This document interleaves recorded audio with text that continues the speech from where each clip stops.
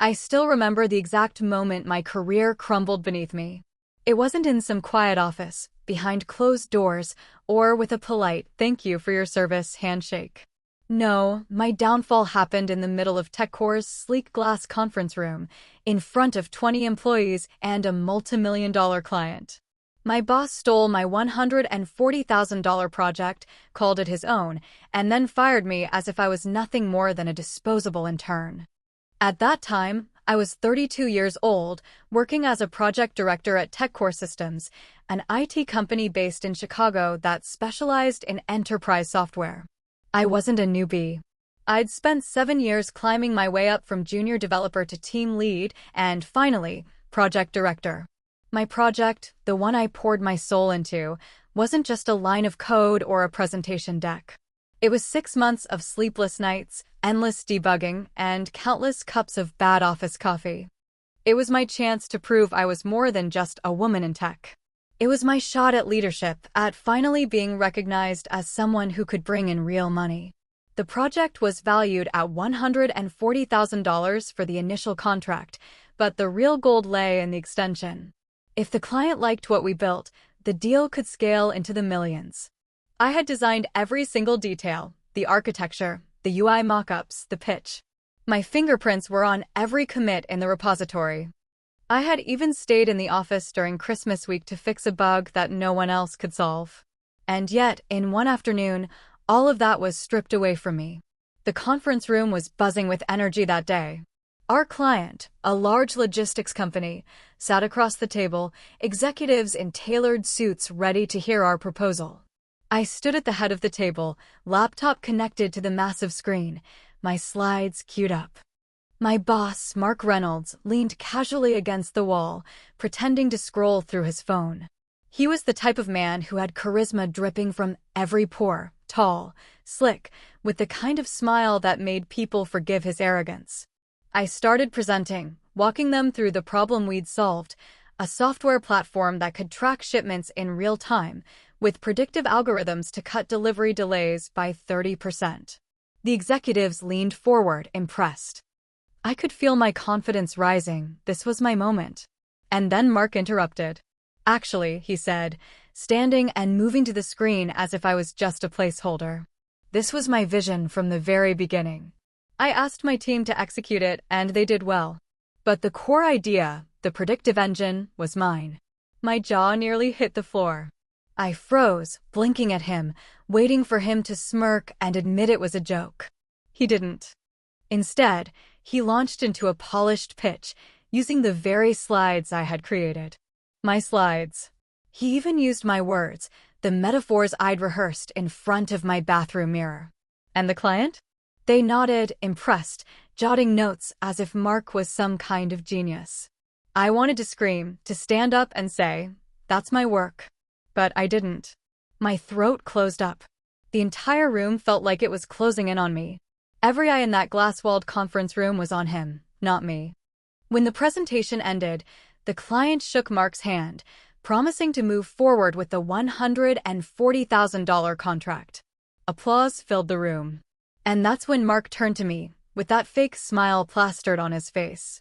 "Thank you, Emily," he said, my name rolling off his tongue like a dismissal. "But unfortunately, this is where our paths end. The company has decided to go in a different direction. Effective immediately, you're relieved of your duties." There was a beat of stunned silence. I felt every eye snap to me, curious, pitying, some even smug. A few of my colleagues shifted uncomfortably, but no one spoke up. Not a single person. My heart hammered in my chest, my ears roared with blood. "You're firing me?" I whispered, though my voice shook. Mark didn't even blink. "Yes. Pack your things." That was it. No explanation. No gratitude. Just public humiliation, neatly wrapped in corporate language. I wanted to cry, but I refused to let him see me break. Instead, I gathered my notes, shoved my laptop into my bag, and walked out of that room with my head held high. The rest of the afternoon blurred into a haze. HR handed me a cardboard box and watched as I packed up my desk, photos, a plant I had kept alive for 3 years, a coffee mug with the words "Code like a girl" printed on it. The mug was chipped, but it had been my silent badge of honor. Now, it felt like a joke. As I walked through the office one last time, I could hear the whispers. Some of my coworkers avoided my eyes. Others offered sympathetic smiles as if that made up for their silence. No one dared confront Mark. He was the boss, the golden boy, the one climbing the ladder faster than anyone else. By the time I stepped out onto the Chicago street, the cold winter wind cut through my coat like a blade. I clutched the cardboard box tighter, my knuckles white. Everything I had worked for, everything I had sacrificed, was gone. That night, I sat in my tiny apartment, staring at the contents of that box. My rent was due in 2 weeks. My savings were barely enough to cover a month. My career, my reputation, my future, it all felt like it had been set on fire. But anger has a way of carving through despair. As I scrolled through my old files, desperate to cling to some piece of what I'd built, I opened the repository one last time. And that's when I saw it, a commit buried deep in the project, time-stamped and signed with my name on it. A record. A digital fingerprint. Proof. Mark had stolen my project, but he hadn't covered his tracks completely. And in that moment, through the haze of rage and heartbreak, a single thought burned through me. This wasn't over. Not by a long shot. The days after my firing blurred together into a gray fog of shock and anger. One moment, I was a director at TechCore Systems, leading a project worth $140,000, with the potential to grow into millions. The next, I was just another unemployed 30-something sitting in a cramped apartment, clutching a cardboard box filled with broken dreams. I didn't sleep that first week.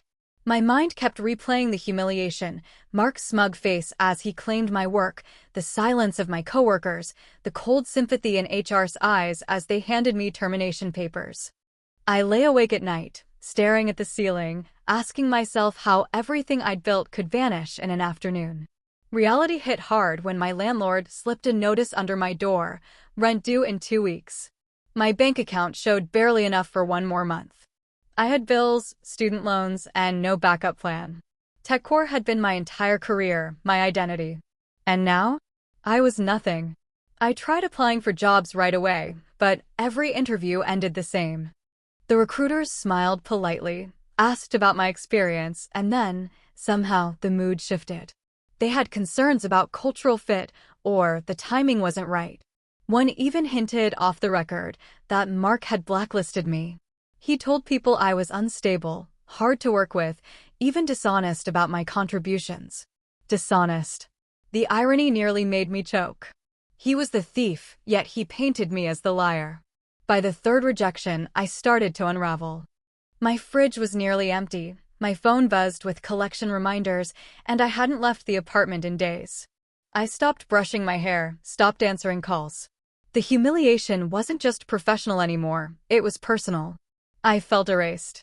But late one night, desperation pushed me back to my laptop. I reopened the repository, scrolling through the commits like I had done 100 times. And there it was again, my digital fingerprint. A commit signed with my name, time-stamped months before the presentation. Proof that I had written the code Mark claimed as his own. It wasn't just one commit.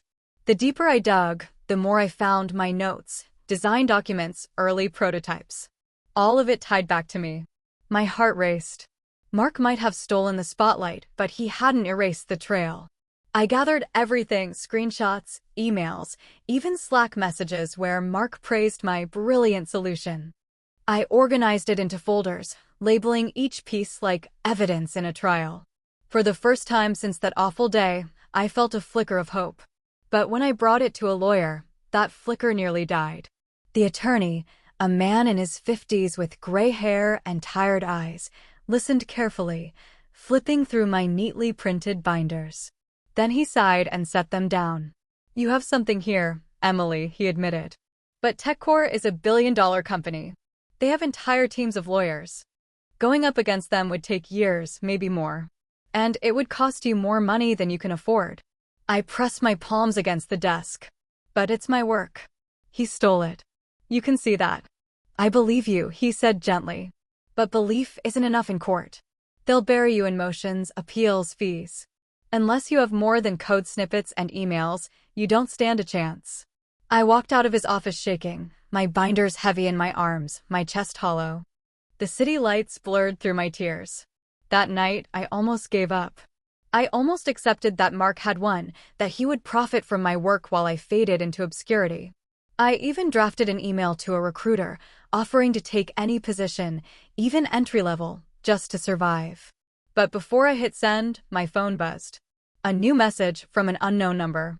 "I know what Mark did to you," it read. "And I have proof. Meet me tomorrow." My breath caught in my throat. My fingers trembled as I read it again and again. For the first time, it wasn't just me against him. Someone else knew the truth. Someone inside TechCore. And maybe, just maybe, I wasn't powerless after all. The message kept me awake the entire night. I must have read it 50 times, staring at those words glowing on my cracked phone screen. "I know what Mark did to you. And I have proof. Meet me tomorrow." I didn't know whether to be terrified or relieved. Was this some cruel prank? A trap?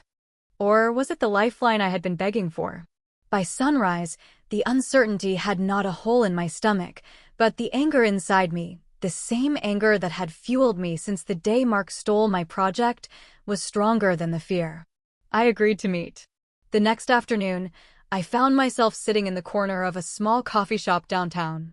The place smelled of roasted beans and cinnamon rolls, too cozy for the storm churning in my chest.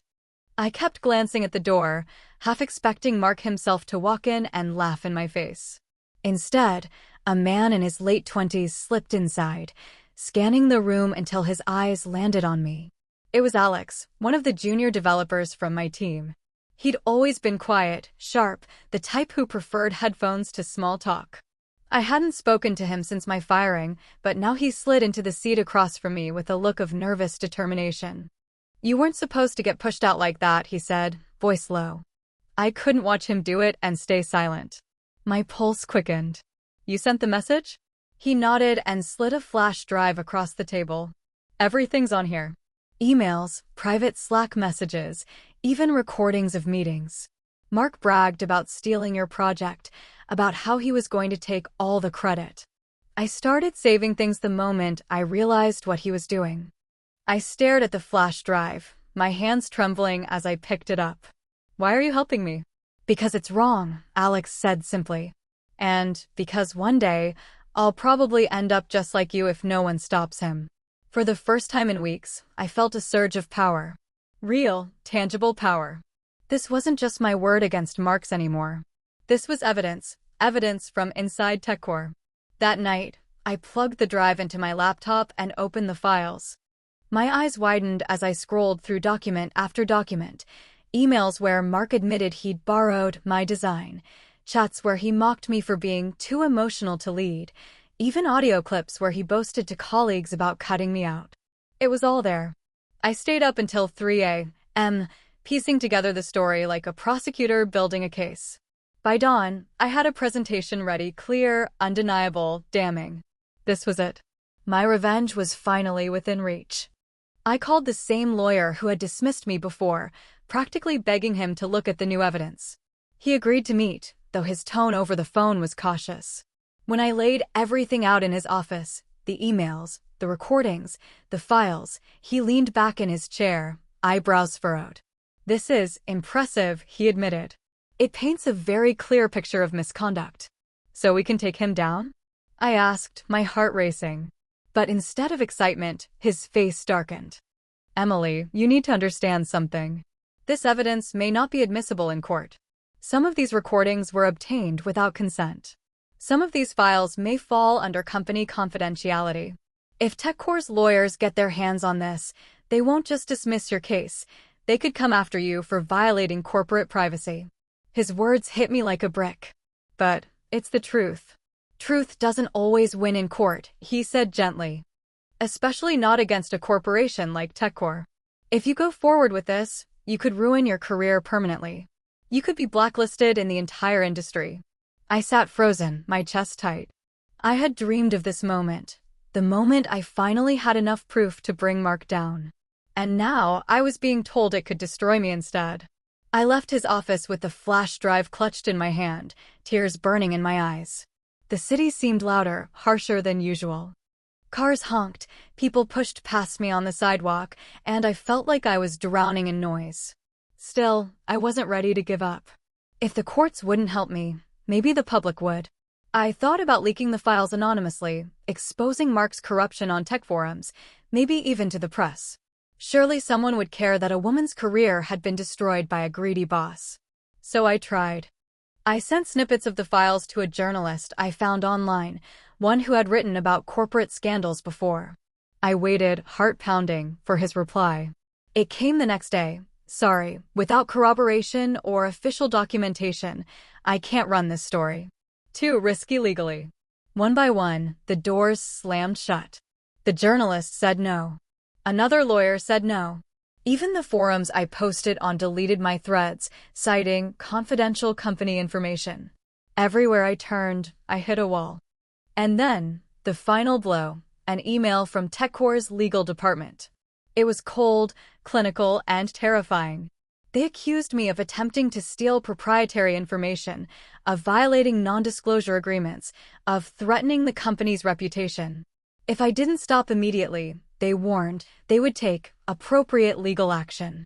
I stared at the email until the words blurred. My throat tightened, panic clawing at my chest. Somehow, I had gone from the victim to the one on trial. That night, I broke. I sat on the floor of my apartment, surrounded by papers and flash drives, sobbing until I couldn't breathe. All my plans for revenge had crumbled, and I felt smaller than ever, like Mark had won again, and this time, completely.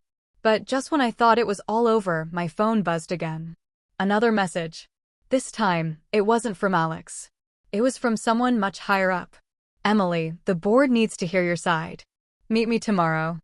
The message was short, almost cryptic. Emily, the board needs to hear your side. Meet me tomorrow. I stared at my phone, hands trembling. For weeks I'd been screaming into the void, desperate for anyone to listen. And now, suddenly, someone at the very top of TechCore wanted to hear me out. My heart raced with equal parts hope and fear. Was this a trap? Or was it the chance I had been waiting for? The next morning, I put on the only blazer I hadn't pawned and rode the train downtown, rehearsing what I would say. The skyscrapers loomed over me as I walked into TechCore's headquarters, a building I once entered with pride but now associated with betrayal. I half expected security to stop me at the door, but instead, a woman in a tailored suit met me in the lobby. She introduced herself as Patricia Chin, a board member. I remembered her vaguely. She'd sat at the far end of the table during quarterly meetings, quiet but sharp-eyed. Now, in person, her presence was commanding. She led me into a private office and gestured for me to sit. I don't usually involve myself in internal conflicts, she began, folding her hands on the desk. But Mark's name keeps crossing my desk for the wrong reasons. Whispers, complaints, irregularities in project budgets. Then I heard what happened to you. My throat tightened. He stole my project. Fired me in front of everyone. And now he's cashing in on work that wasn't his. Patricia nodded slowly, as though she already knew. I don't care about petty office politics. I care about protecting the company. If he's guilty of misconduct, it could put us at risk. Do you have evidence? I hesitated. The flash drive in my bag felt like it weighed 100 pounds. I do. Emails, messages, recordings. Proof that the project was mine and that he manipulated the narrative to push me out. Good, she said. Then you'll present it to the board. My stomach dropped. The entire board? Yes. We'll hold a hearing next week. Mark will be there too, of course. If your evidence holds, you may not just clear your name, you might save this company from a liability. Her words struck me like a bolt of lightning. A week from now, I would stand before the people who controlled the fate of TechCore, face to face with Mark. My hands went clammy just imagining it. That week was the longest of my life. Alex helped me sort through the evidence, turning it into a meticulous presentation, timestamps on code commits, Slack threads showing my leadership, side-by-side comparisons of my design drafts against Mark's stolen slides. He even pulled up meeting recordings where Mark slipped and admitted things like, "Emily handled most of the architecture. I just polished it." Still, doubts gnawed at me. What if the board dismissed me the way everyone else had?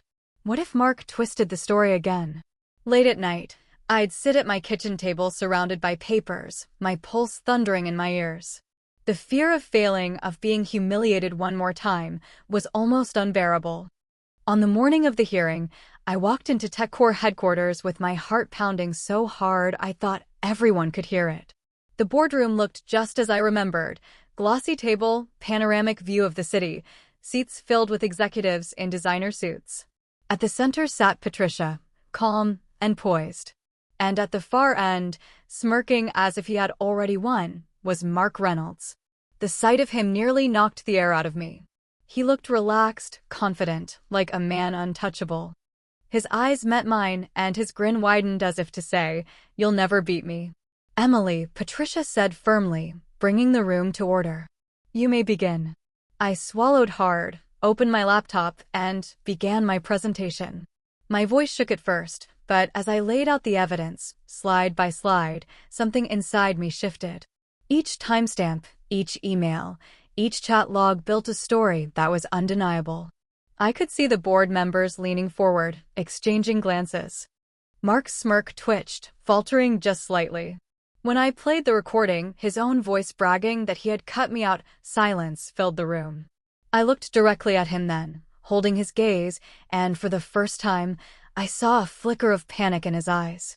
By the time I finished, the boardroom was buzzing with whispers. Patricia raised a hand for silence, then turned to Mark. "Do you have a response?" Mark cleared his throat, his confidence cracking. "This is all being taken out of context." Emily was unstable, difficult to work with enough. Patricia cut him off. Her voice was calm, but the steel in it made even him flinch. "We've heard enough. The board will deliberate." I was dismissed from the room, my knees shaking as I walked out. In the hallway, Alex was waiting, his face pale but hopeful. We sat together in silence, the minutes stretching into hours. Every second felt like a lifetime. Finally, the door opened. Patricia stepped out, her expression unreadable. "The board has made its decision," she said. "Emily, we'll see you tomorrow morning." And with that, she walked away, leaving me frozen in the corridor, my heart hammering. Tomorrow, everything would change one way or another. I barely slept that night. Every time I closed my eyes, I replayed the boardroom scene over and over again, the evidence, Mark's smirk faltering, Patricia's icy voice cutting him off. By sunrise, my stomach was twisted in knots. This day would decide everything: my career, my reputation, my future. When I arrived at TechCore the next morning, the atmosphere felt heavier than ever. The receptionist avoided my eyes, and even the elevators seemed slower, dragging me toward whatever fate awaited. Alex walked beside me, silent but steady, his presence the only thing keeping me from collapsing under the weight of my fear. The boardroom was already full when we entered. Patricia sat at the head of the table, her expression unreadable. Mark was there too, leaning back in his chair like a king waiting for his crown to be polished. His confidence had returned overnight. He gave me a smug glance, as if yesterday had been nothing more than a nuisance. Patricia cleared her throat. "After reviewing the evidence and deliberating, the board has reached a decision." My heart stopped. She turned her gaze to Mark. "Mr. Reynolds, your conduct has been found unethical and damaging to the reputation of this company. Effective immediately, you are terminated." The room went silent. For a moment, I thought I had misheard. But then Mark lurched forward, his face flushing red. "What? You can't do this to me. I built this division." "No," Patricia said sharply. "Emily built it. You exploited it. And TechCore will not tolerate leaders who abuse their teams." The words hit me like a wave of relief. I exhaled shakily, gripping the edge of the table as the weight of weeks, no, months of humiliation finally lifted. Mark's jaw worked furiously, but no one came to his defense. The golden boy of TechCore had just fallen from grace, and the sound of it was deafening. Patricia's eyes softened as she turned to me. "Emily, the board recognizes your contributions and your leadership. We would like to offer you Mark's position, Director of Product Development. The role is yours if you'll accept it. I froze. My chest tightened, not from fear this time, but from sheer disbelief. Just weeks ago, I had been packing my desk into a cardboard box, certain my career was over. And now, the very company that had thrown me out was handing me the keys to everything I had fought for. Yes, I whispered, my voice trembling. I accept. The rest of the meeting blurred into applause and handshakes. Mark stormed out, his face a mask of rage, but I barely noticed. I was too busy soaking in the moment, too busy reminding myself that this was real, that I had won. Later that day, as I stood in my new office, the office that had once belonged to Mark, I ran my hands across the polished desk. My laptop sat in the center, waiting for me to begin again. I could still hear the echoes of his voice, mocking me, dismissing me. But now it was my name on the door. My team. My future. Alex poked his head in, grinning. So, boss, what's first on the agenda? I laughed, a sound that felt strange and new after weeks of bitterness. First, we rebuild. But this time, we do it right. When he left, I sat alone, staring out the window at the city skyline. For so long, I had let anger fuel me. But now, sitting in the chair Mark thought he'd occupy forever, I felt something different. Peace. He had tried to erase me. Instead, he cleared the path for my rise. And this time, no one would ever silence me again.